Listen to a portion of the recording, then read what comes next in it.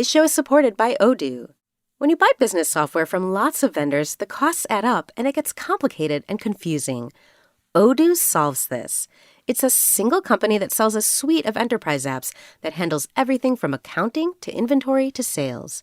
Odoo is all connected on a single platform in a simple and affordable way. You can save money without missing out on the features you need. Check out Odoo at odoo.com. That's odoo.com.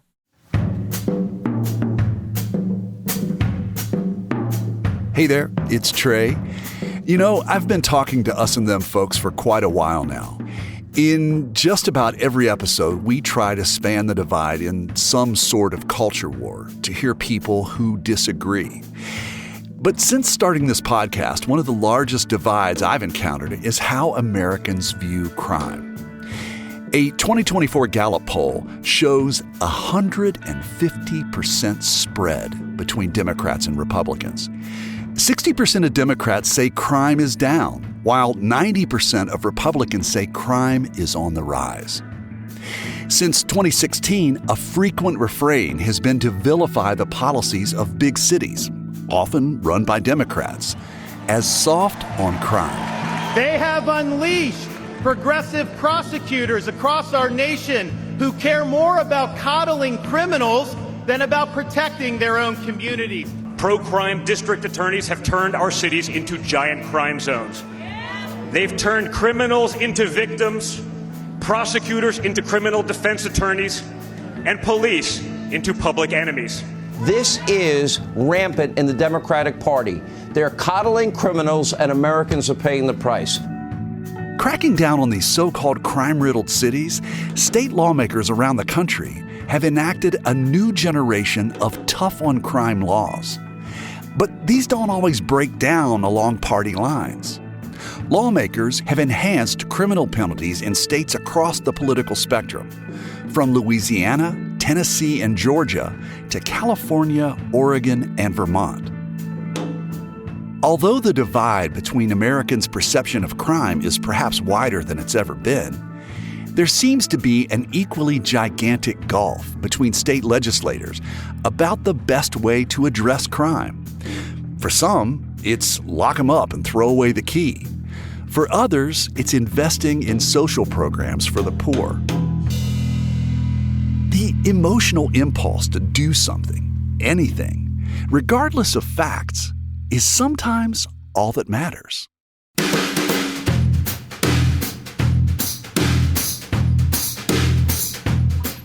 From West Virginia Public Broadcasting and PRX, this is Us and Them, the show that tells the stories about the things that divide us. I'm Trey Kay. In 2024, a handful of states got tough on crime with new laws. While national crime rates spiked during the pandemic, most metrics show crime rates are now half of what they were in the 1990s. In 1994, more than 70% of California voters approved a law known as 3 strikes and you're out. The law was a response to high-profile heinous crimes committed by repeat offenders. Americans were afraid something had to be done. Proponents of California's law claimed it would keep murderers, rapists, and child molesters behind bars where they belong. But a large number of nonviolent criminals were put away for life under the 3 strikes law. That's because the sweeping legislation did not define which felonies would count as a 3rd strike. According to one study, more than half of Californians sentenced under the law were nonviolent felons. As a result, California's incarceration costs skyrocketed as prison populations boomed. In 2010, the Department of Corrections estimated the cost of locking up 3rd strike offenders at $19 billion. By 2012, California voters passed Prop 47, eliminating life sentences for nonviolent criminals. Today, 3 strikes laws have been disparaged as ineffective and exceedingly expensive. And yet, in 2024, 30 years after the 3 strikes experiment began, California voters have once again stiffened penalties for theft and drug possession. 2024 is also when Kentucky lawmakers passed House Bill 5, the Safer Kentucky Act, which includes, you guessed it, a 3 strikes provision. Given California's experience, it might seem like a tough sell. However, some people who've reviewed the process say supporters of the Safer Kentucky Act employed 4 important tactics to pass the measure. We'll use those tactics to organize this episode, but here they are in a list. Downplay the cost, understate the impact on prison population, refute crime statistics, and use questionable data. We asked both of the bill's authors for an interview. Republican Representative Jared Bauman did not reply, and Republican Representative Jason Nemes declined our invitation.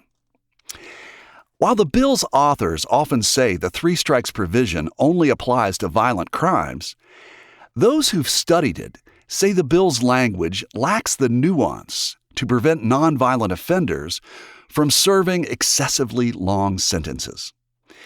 It can create a scenario that looks a lot like California: overpopulated prisons and a huge price tag. We start with a focus on the first tactic, downplaying the cost of the bill. During the legislative floor debates in 2024, the bill's proponents had a lot to say about cost. Here's a sample. The cost of doing nothing far outweighs the cost of what the impact on this bill would be. We've got the funding, we've got the capacity to answer the question, we have the capacity incarcerations, and public safety is important enough that we will make sure that there is funding and capacity if people make horribly bad choices and continue to break the laws of this Commonwealth. Yes, there's a cost. Sure, there's a cost. But the cost of an unsafe society is unacceptable. The cost of the legislation is complex, so I turned to someone who spent many years studying Kentucky's state budgets. My name is Pam Thomas, and I am a senior fellow at the Kentucky Center for Economic Policy. And we kind of focus on 3 big areas: state budget and tax, safety net, which is programs that help people, and criminal legal system. So those are the 3 big areas that we work in. And of course, they all overlap. It all has to do with funding. Before joining the Kentucky Center for Economic Policy, Thomas worked in the legislature's administrative arm.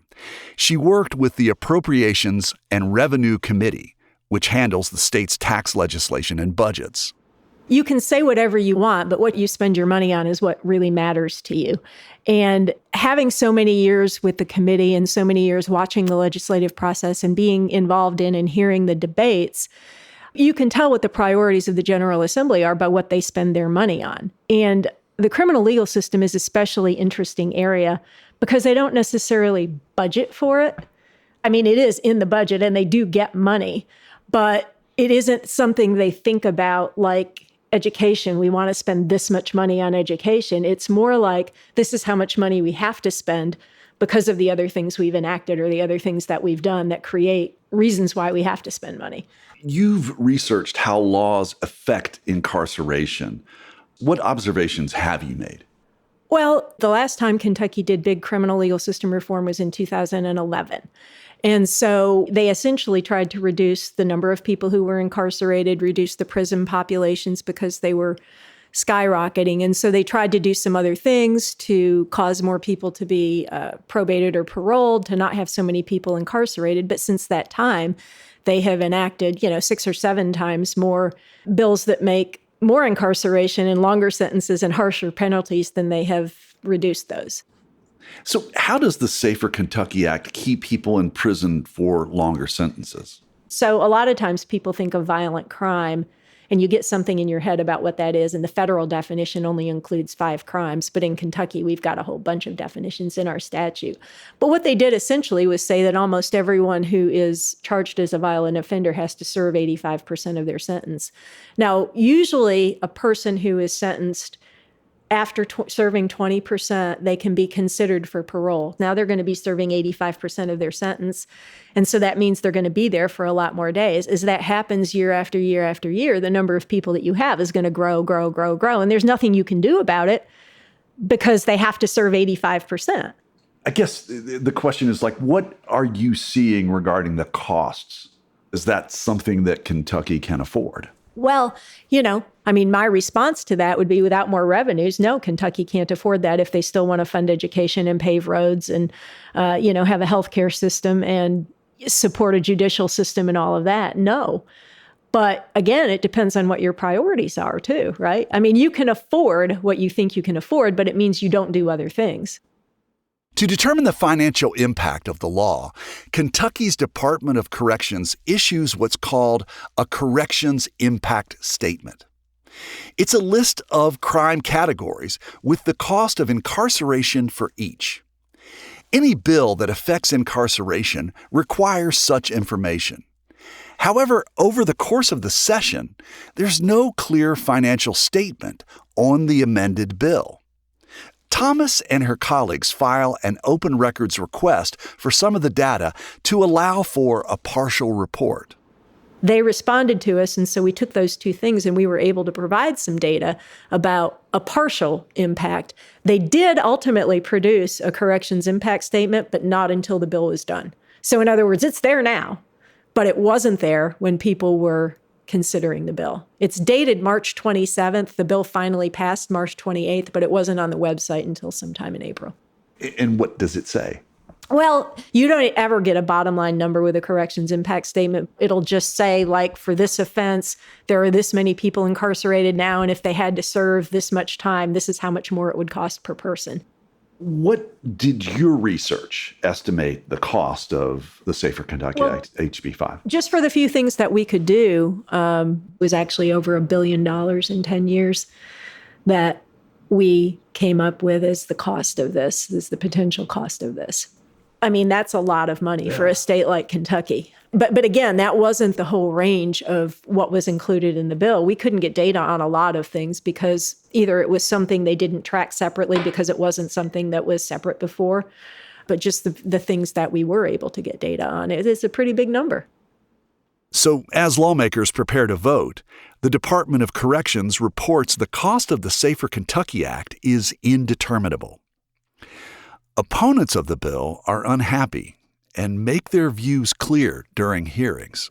We are talking about a cost to the Commonwealth estimated at $1 billion in the next 10 years. That one Class A capital felon costs Kentucky a minimum of $853,589. It's dangerous. If you talk about making something unsafe, having a 72-page criminal justice bill that is looking at more penal codes or enhancements and not knowing how much it's going to cost, that's dangerous. After the bill passed, Democratic Governor Andy Beshear vetoed it, citing the homeless camping ban and excessive costs. 3 days later, the General Assembly's Republican supermajority overrode the veto.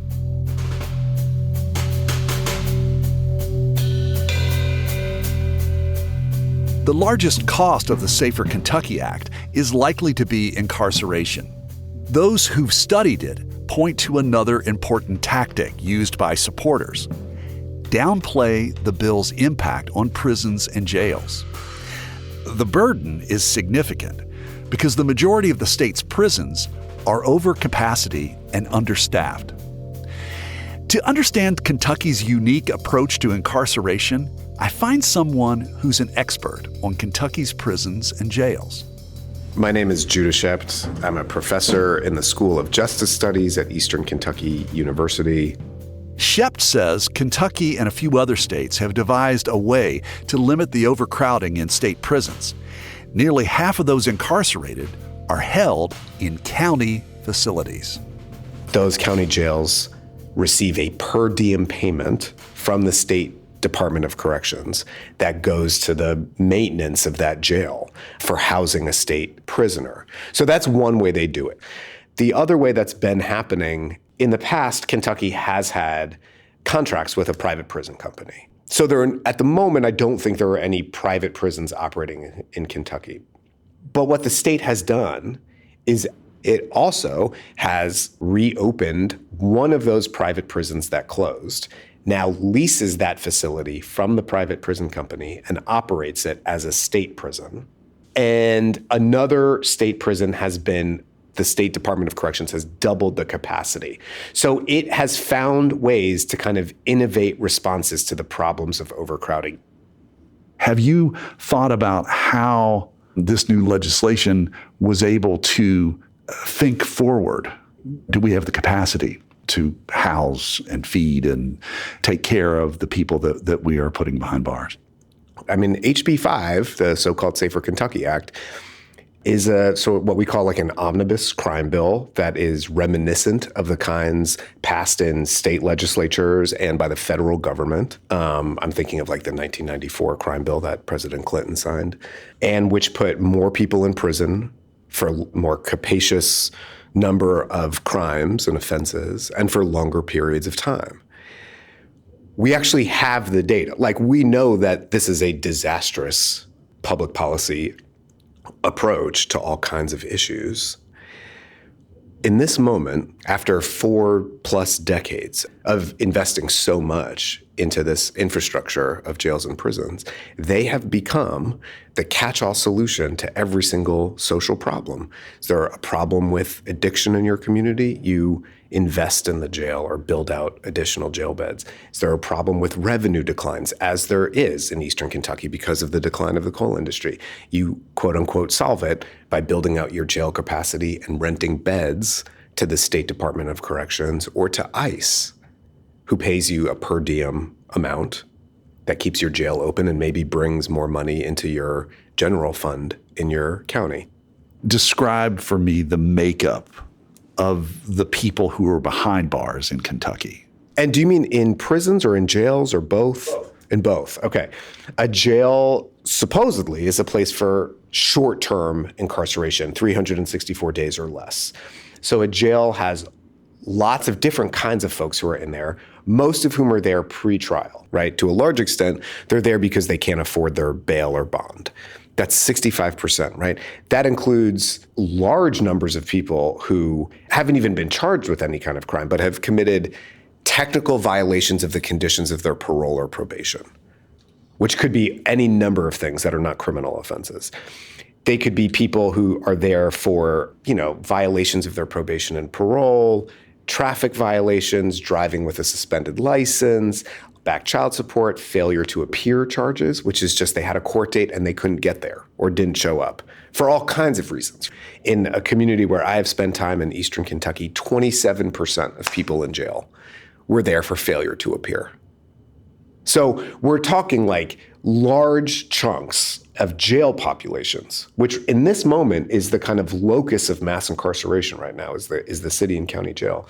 Large numbers of people who pose absolutely no threat whatsoever to safety or anything like that, who I think many people, if they knew, would probably say, why would we pay for that person to be incarcerated for months, if not longer?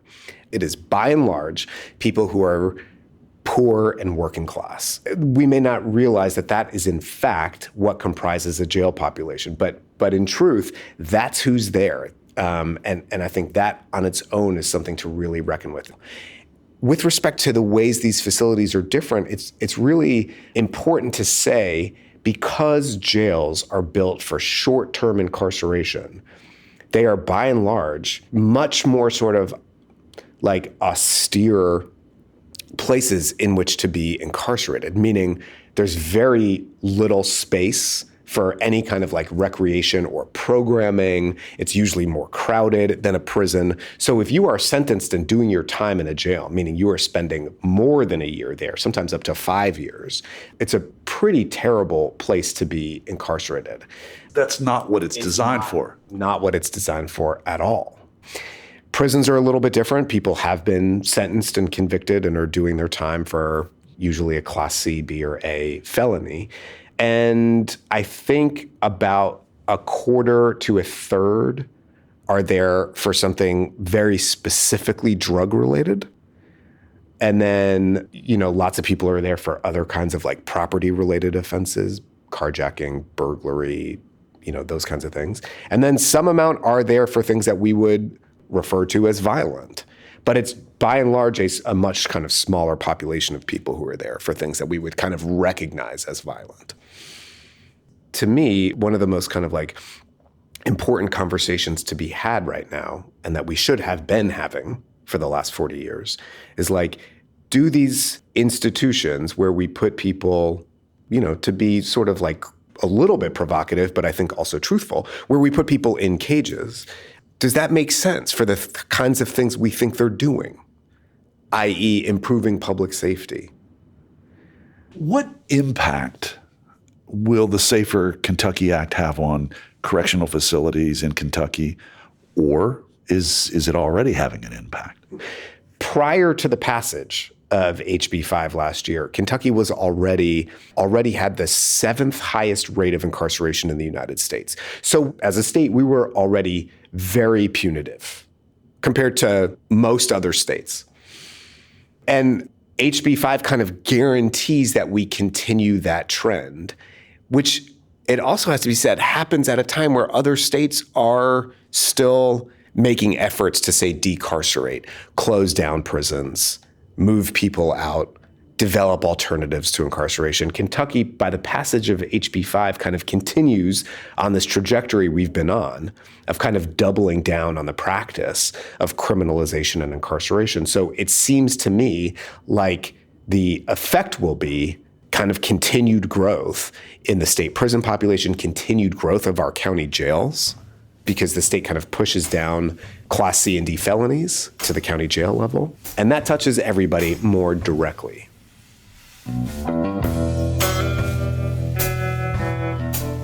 I wanted to check on the incarceration numbers at the state's prisons and jails.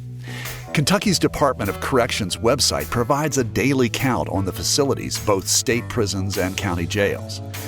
On June 30th, 2025, all of the state's 14 correctional sites were under capacity. But the county jails reveal the grim reality and confirm Professor Shept's point. Currently, 50 of the 120 county jails are over capacity. With many county jails maxed out, any increase in the state's incarceration population will present a challenge.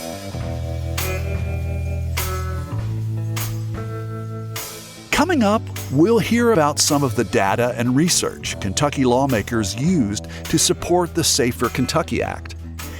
It wasn't always what it seemed to be. One of the criminologists I spoke to said that clearly no one had read his paper because it would have fought against everything in this bill. That's after a break. I'm Trey Kay, and you're listening to Us and Them. This program is supported in part with a grant from the Just Trust and the CRC Foundation. Music lifts us up and brings us together, even when we can't get together in person. Mountain Stage brings you live performances on the air, online, and in our podcast. They remind you how it feels to be in a live audience listening to live music. This is Larry Gross, host of Mountain Stage. Find a link to our stations and our podcast online at mountainstage.org.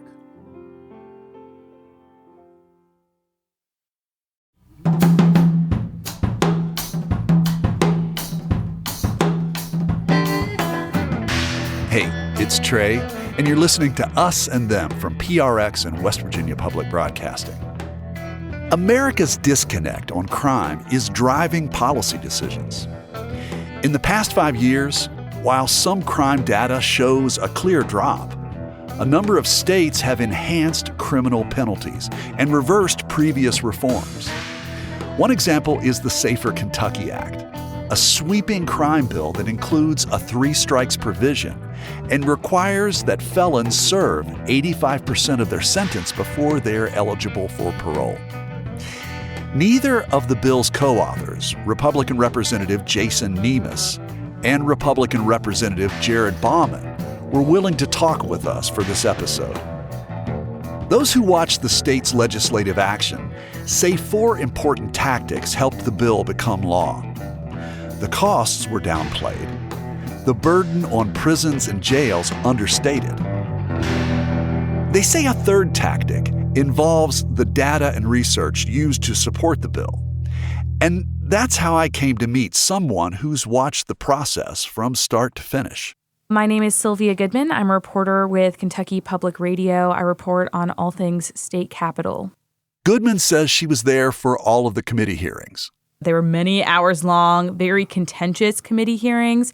I would say the most pronounced feature of them was the number of people that came to testify on the Safer Kentucky Act from a really broad array of different interest groups. I mean, we're talking addiction recovery experts. We're talking about, people like the ACLU, right. All sorts of different individuals who had a stake in this. People who cared a lot about fiscal responsibility came to speak about it. So it was really lengthy hearings on this bill. So we have been looking at a bit of your reporting in this one article that you published back in March 12th of 2024. And the title is The Safer Kentucky Act Source List.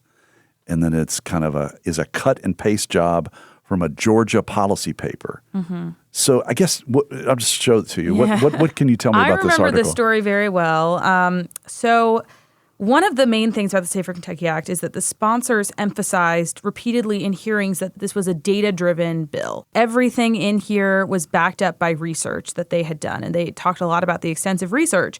And Democrats who were opposed to the bill and reporters like myself had asked repeatedly for some of their sourcing, some of their data, to little avail until on the House floor, a Democrat asked. This is Democratic Representative Josie Raymond. I was going to ask what specific imperial evidence you relied on to craft this bill. I've heard you say twice that you've got the packet in front of you. Would you please read to us the titles and authors of the studies in front of you? And lo and behold, they actually pulled out a source list and started reading from it. Abrams DS, estimating the deterrent effect of incarceration using sentencing enhancements. This is one of the bill's authors, Representative Jared Bauman, reading from a list of crime studies he offered to support the legislation. Anderson, the aggregate cost of crime in the United States. I remember it very starkly because it was a list of academic sources. It was very hyper-academic. It sounded like he was reading citations, like from a bibliography. Sorry, I lost my place. I'll start over. Representative Bauman read from the list for almost 15 minutes before Representative Josie Raymond interjected. Sponsor, I'm happy to ask another question. And so afterwards, I asked the lead sponsor of the bill, Jared Bauman, for that list, and he provided it to me. And it was, more than 100 sources of academic research. So there's actually... Wait, when you saw that, what did you think? Well, at first I thought, man, they really did do their research. This is a really extensive list of some really, I recognize some of the names. And so there's actually a story prior to the one that you just handed me where I reported on just talking to some of the criminologists cited on that list. Okay. And it became apparent very quickly that many of the studies on that list did not have anything to do with this bill. It's literally a copy and paste. You can tell the formatting is the same and everything is almost exactly the same. From what? It's a Georgia policy paper that actually called for very different recommendations than is what in this report. I think they took maybe one of, a dozen or so recommendations that this Georgia policy paper recommended. For example, they had one small portion of this bill that was supposed to help people reenter society. It was a very small kind of footnote of this bill that had a ton of things in it, and they took that recommendation from the paper, and then they said that all their sources supported the bill. So, it's a little dubious, frankly. I just want to be clear. So these sources, would they relate to Kentucky and Kentucky's problems and challenges with crime? I would say, there was a couple maybe that you could make an argument connected. There were some that actively argued against what they were doing. One of the criminologists I spoke to said that clearly no one had read his paper because it would have fought against everything in this bill. But there were some that, maybe could have. I talked to the criminologists. They were like, I guess you could interpret my work that way. Maybe it says there might be some benefit to increasing sentences, but other papers on that source list had truly nothing to do with the bill. We wanted to know more about this policy paper out of Georgia. That's the supporting documentation for the Safer Kentucky Act. So we went right to the source. So my name is Josh Crawford. I am the Director of Criminal Justice Initiatives with the Georgia Center for Opportunity.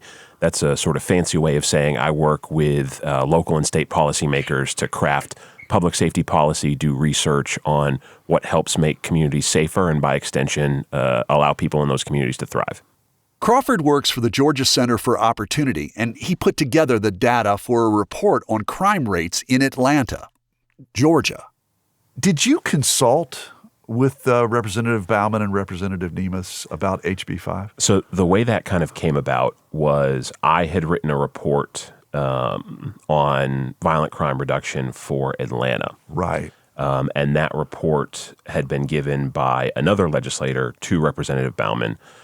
He reached out. We had a number of conversations about that report and some of the provisions in House Bill 5 and how they either did align or did not align with some of that work. And so I provided feedback on some of the relevant provisions. Dealing with gangs and violent offenses and stuff like that, I did provide some feedback, yeah. Given that those citations in that crime report were for about crime in Atlanta and that they were used to overhaul the sentencing guidelines for an entire state of Kentucky, do you see that as a problem? No, because the report for Atlanta, the sentencing provisions that are in that are recommendations for the state of Georgia as well. So when we do a report on that, right, things that impact city-level policy are city-level recommendations. Things that impact state-level policy are state-level recommendations. So my understanding from the legislators who crafted House Bill 5 was they basically took the principles and some of the technical literature on sentencing that are contained in that report and then used that to inform how they crafted changes in Kentucky. At least two of the reports that you cite, they provide a caveat to their findings that incarceration does prevent recidivism, and that longer sentences mean that there's more crowding in prison. Of course, yeah. But you don't make any recommendations managing the burden on prisons, and I guess I wanted to know, why is that? Yeah. So that would be jurisdiction specific, right? So Kentucky, for example, is a relatively unique state in that it already houses a substantial portion of its convicted felons in county jails. Okay. That is relatively unique nationally. In other words, Kentucky and Georgia manage their state prisons very differently. To be clear, Crawford wrote the report based on crime in Atlanta, Georgia. It was House Bill 5 author, Representative Jared Bauman, who read aloud the bibliography from Crawford's report, suggesting a connection to Kentucky's omnibus crime bill. The sponsors also recalled countless anecdotes from police and first responders, prosecutors, and many others who work in the state's criminal justice system. The fear and worry were relayed during the House and Senate floor debates. We face an epidemic of crime in my hometown, and we continue to see record rates of homicides in urban and rural areas. I am not a statistician, but I have seen the crime rate reports, and I have seen increases. I don't care about the data. I don't. Crime is too high in Kentucky. It needs to be addressed. For years, we've seen a continual effort to soften the penalties on hardened criminals, and what have we gotten for it? We've gotten riots in the streets, we've gotten burned out cars and buildings, we've gotten mayhem, and we've gotten our state's largest city that it went from, I think, 82 murders just 10 years ago to 182 now. We've talked about a few of the tactics that led to the passage of the Safer Kentucky Act, and that brings us to tactic number 4. A focus on people's fear of crime, no matter what the numbers say. So we decided to spotlight Kentucky's largest city, Louisville, and go straight to the source of that city's crime data, the Louisville Police Department. The LPD reports its crime statistics to the city's website, specifically the Louisville Metro Open Data. In 2021, Louisville reported 174 murders. In 2022, it reported 152 murders. In 2023, there were 137 murders reported. In the 2 years before the Safer Kentucky Act passed, the Louisville Police Department reported a 21% decline in murders. The law has been on the books for over a year now. Some of the legislators involved have retired.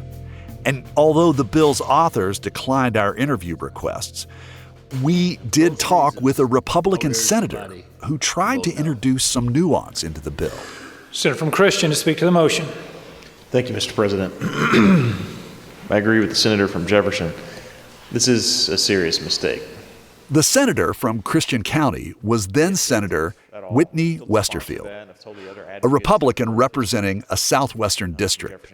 Here he is from one of the 2024 hearings. But as I've explained to my caucus, as I've said to the sponsor and to others, this bill casts a net that is this wide when a net this wide would accomplish the ends they're looking for. And in the process, it is going to cost taxpayers a fortune.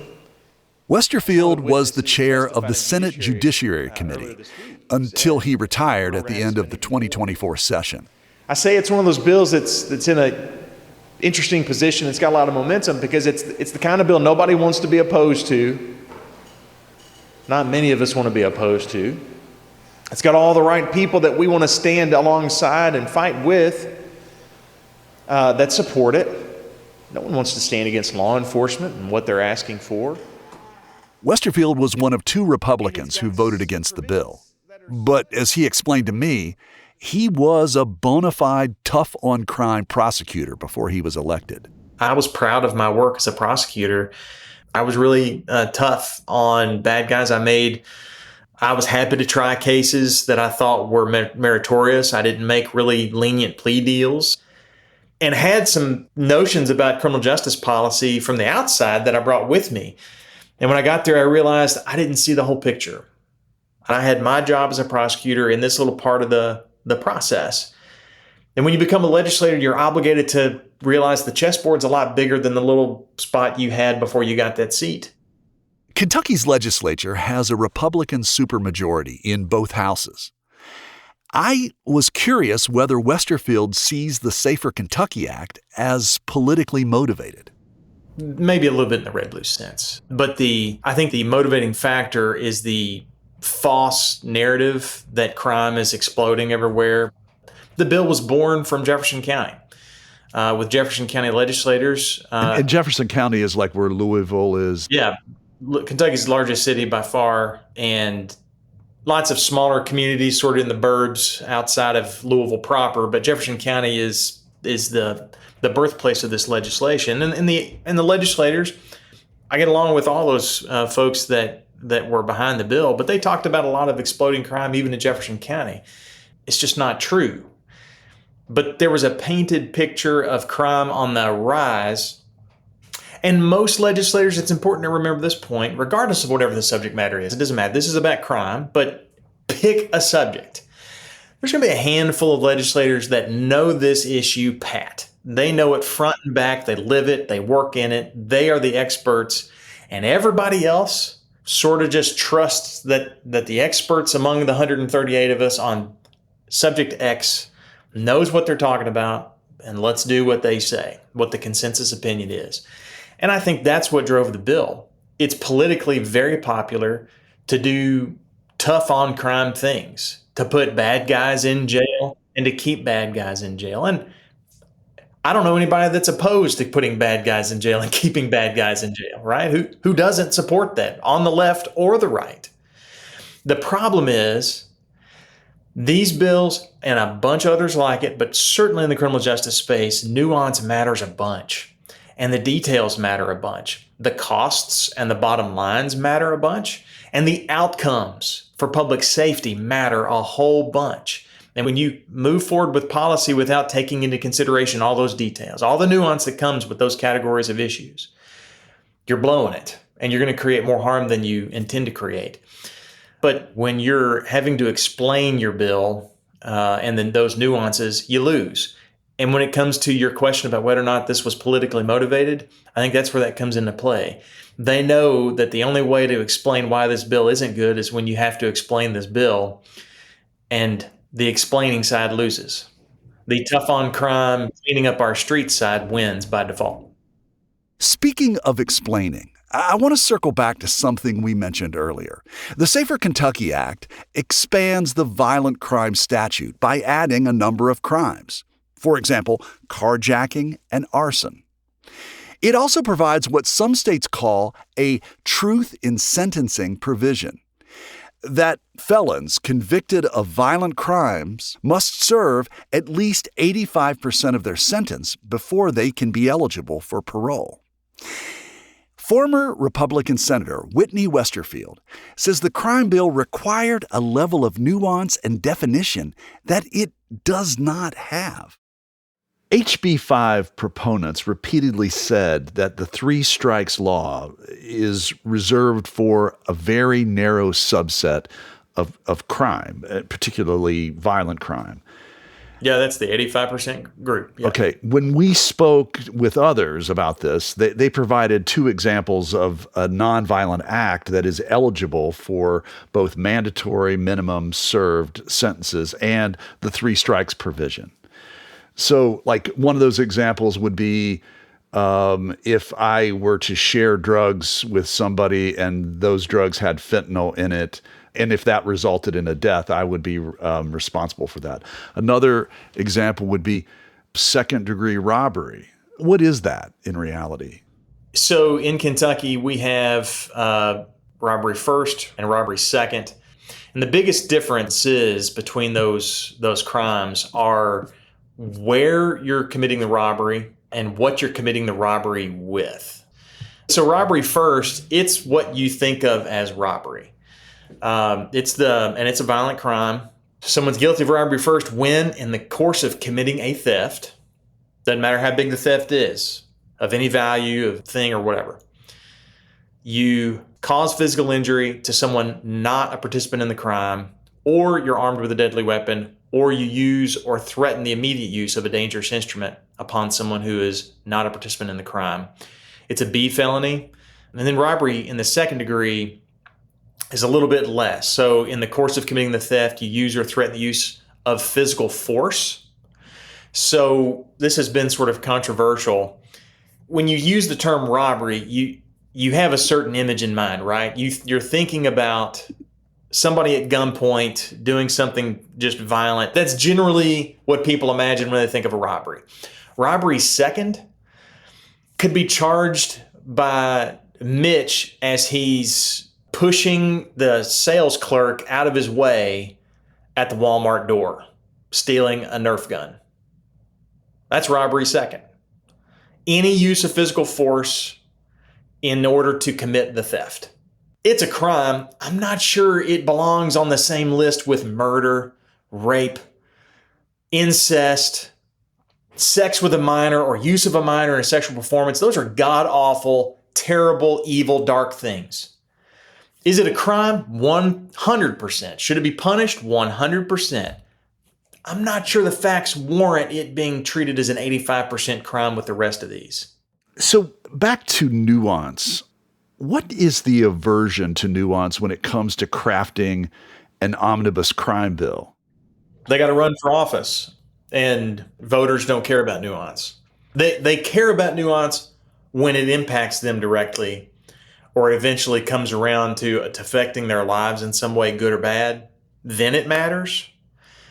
But the rest of the time, 98% of the time, they just don't care. They want to know that the right culture war fights are being fought and won, that your elected person is doing the right thing on whatever issue matters to you.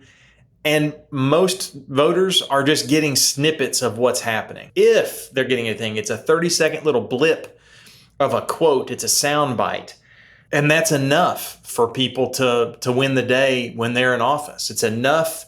And it goes back to my point again. When they go and give a stump speech at a local fish fry in their districts, they're going to talk about the 14 things that they could talk about. They're going to talk about 3 or 4. They're not going to get into the details. And no one no one's going to question them about it. No one's going to stand there and ask the questions that they got asked in committee or that they got asked on the floor. No one's going to ask those questions.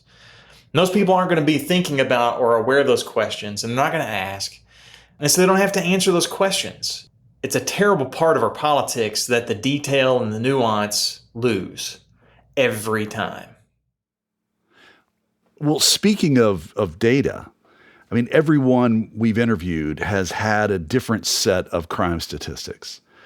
The statistics that you cited on the Senate floor was provided by the CSG, the Council of State Governments. And they show a decrease in crime that contradicts the authors of the Safer Kentucky Act, HB 5.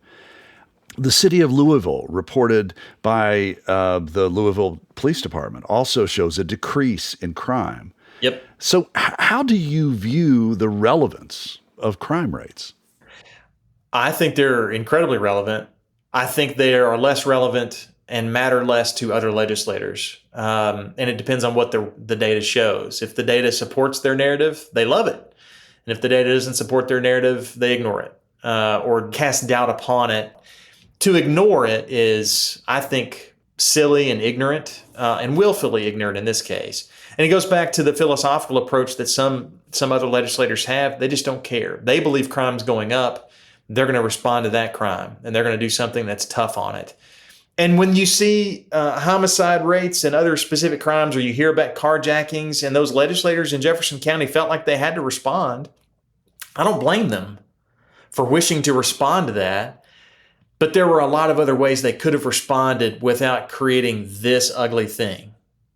It's frustrating to see people abandon data when the data shows that you could do something better. But again, it goes back to the whole question about it's easier to make this narrative work and stick than the one with nuance and detail.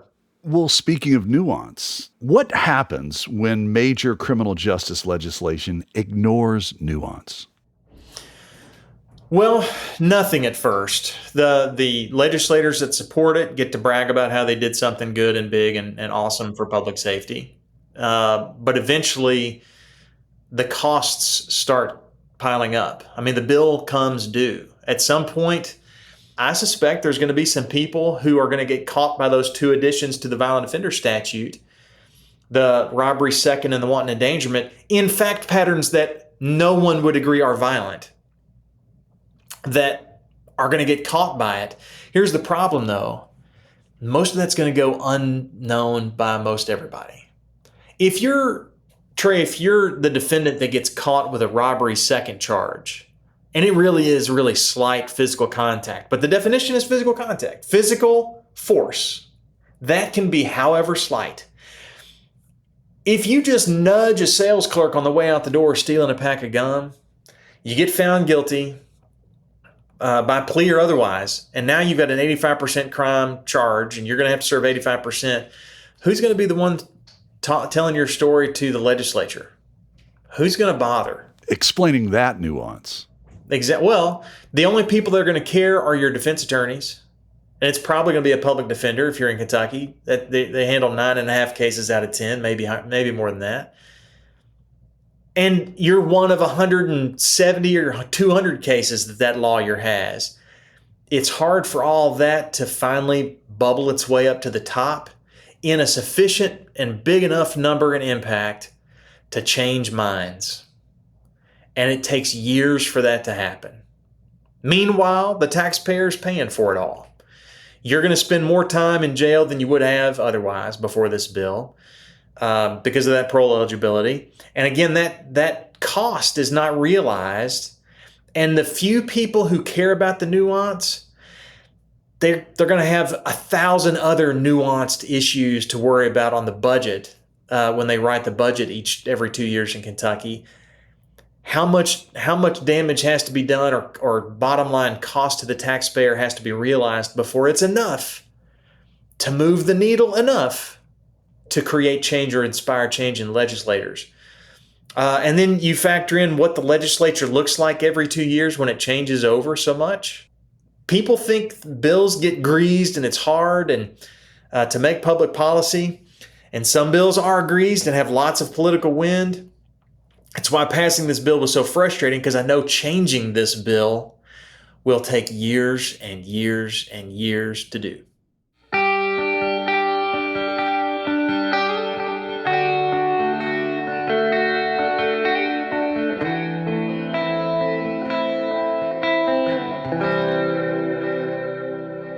I'm trying to make sure that we're in agreement on this, that in many ways was done mostly out of emotion and not really based in fact or data. I would agree with that. That you're not really going to see a blowback from that right away, but further down the line, it's going to be a problem. 100%. And it'll be frustrating because at the time, if tradition holds, there will be a fight over the data then. And there'll be a fight over what caused this or that years from now down the road. Was this the fault of House Bill 5, or the fault of prosecutors not using discretion here or there, or the fault of judges not doing X or Y? There'll be a fight about it then. It will be so difficult to unwind any of this, if it ever gets unwound, because the harm will be subtle and under the radar for a long time. Before he ran for the legislature, former Republican State Senator Whitney Westerfield was a tough-on-crime prosecutor. He says the Safer Kentucky Act was born from the false narrative that crime is exploding everywhere. Legislation based on emotions rather than data. And he says the law's costs will be a problem down the line. Senator Westerfield says it will take years and years of work to change minds and revise this bill. And meanwhile, Kentucky taxpayers are paying for it all.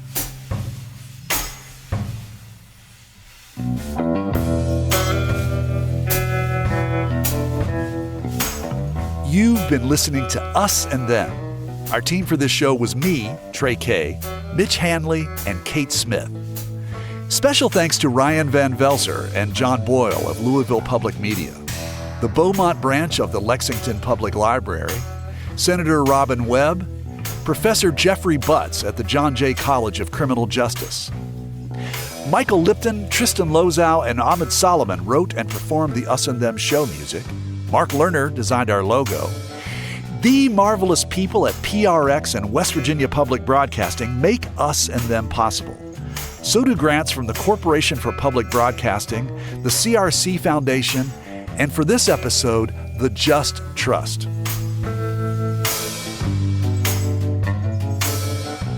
Hey, we'd love to hear your thoughts about this episode. Can you share them with us on our Facebook page or on X, formerly known as Twitter, at Us Them Podcast? Us and Them was originally developed with assistance from the mentorship program at AIR, the Association of Independents in Radio. We'll see you next time on Us and Them. Support for this podcast comes from the Corporation for Public Broadcasting. From